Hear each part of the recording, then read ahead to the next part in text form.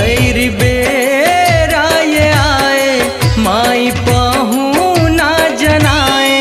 बैरी बेराय आए माई पहू ना जनाए।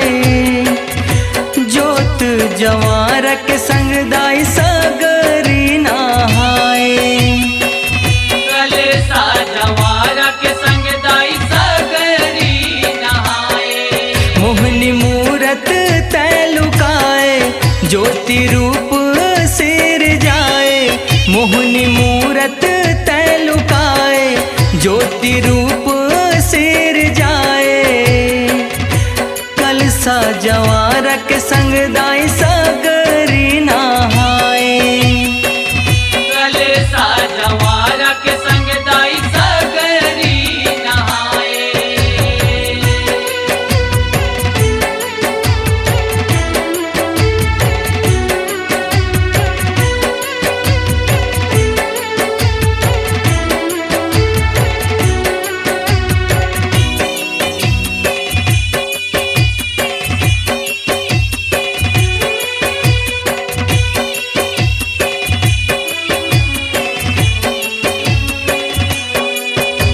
नौरतिहाबर जननी हाय धरती माँ भुवन बनाए है। धरती माँ भुवन बनाए वो दाई। धरती माँ भुवन बनाए है। ज्योति कलश के आभा पर भल जिंदगी के तमला मिटाए है। जिंदगी के तमला मिटाए वो दाई। जिंदगी के तमला मिटाए है। सगरो जग जगमगाए भक्ति गंगा बहाए। सगरो जग जगमगाए भक्ति गंगा बहाए। जोत जवार के संग दाई सगरी नहाए। कलसा जवार के संग दाई सगरी नहाए।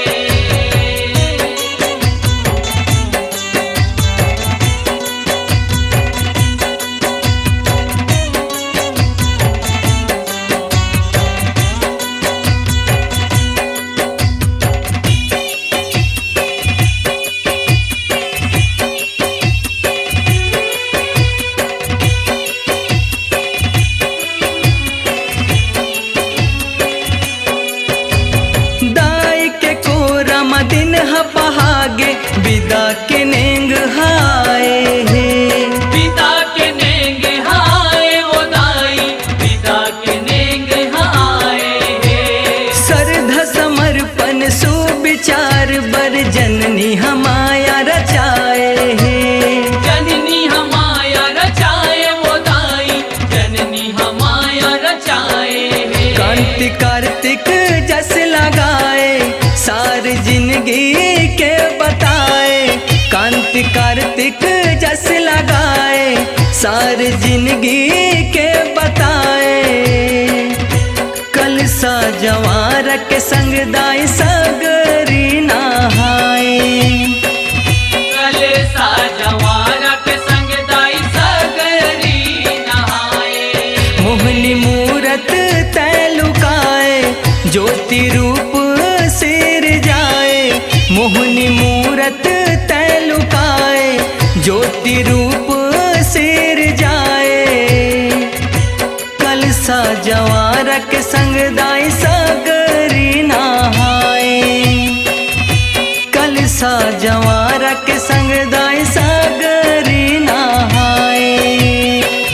कलसा जवार के संग दाई सगरी नहाए। कलसा जवार के संग दाई सगरी नहाए।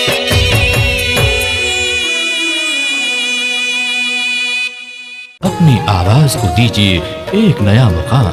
डिजिटल रिकॉर्डिंग की दुनिया का जाना पहचाना नाम स्वरांजलि, जहां गूंजती हैं ध्वनियां अपनी माटी की सौंधी सुगंध के साथ। छत्तीसगढ़ी संगीत के विविध रंग जो पहुंचाते हैं पूरे प्रदेश में डिजिटल रिकॉर्डिंग के संग। स्वरांजलि स्टूडियो, नेमीचंद गली नंबर 2, गंजपारा, रायपुर।